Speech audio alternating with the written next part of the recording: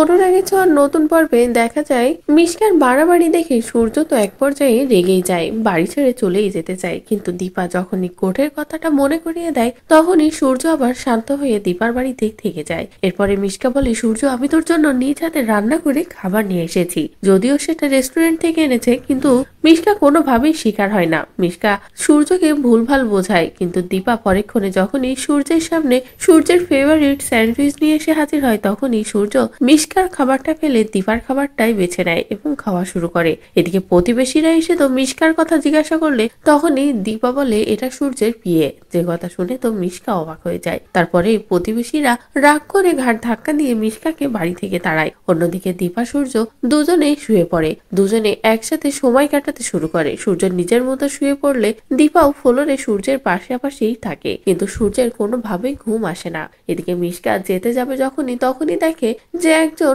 জ্যোতিষী বাবা সবাইকে নিয়ে পুজো করছে।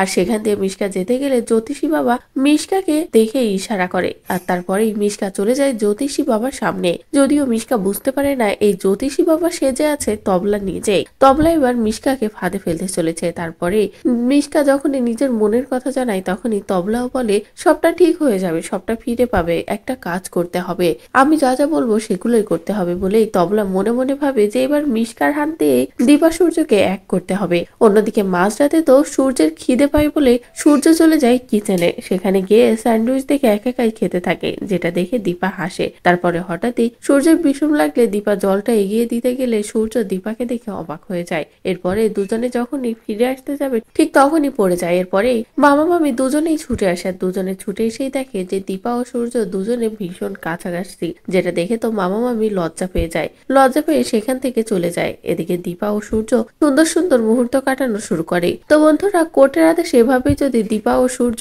কাছাকাছি আসে। এদিকে মিশকা তো তবলার পাতা ফাঁদে পা দিল। এবার তবলা যদি মিশকার হাত দিয়ে দীপা সূর্যকে এক করে তাহলে সেটা দেখতে তোমাদের কেমন লাগবে কমেন্ট করে জানাও। পরবর্তী আপডেট পেতে চ্যানেলটি সাবস্ক্রাইব করো।